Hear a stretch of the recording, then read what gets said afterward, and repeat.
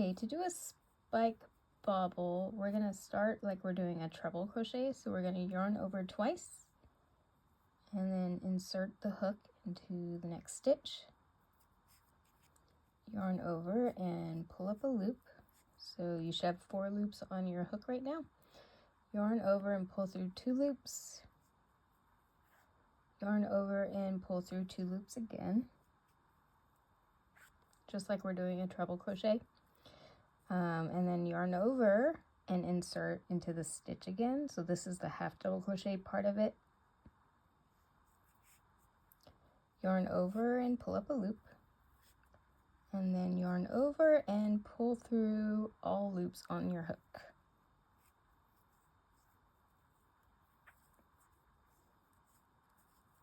And then I'm gonna pop my bobble out. So you end up with like a pointier bobble stitch.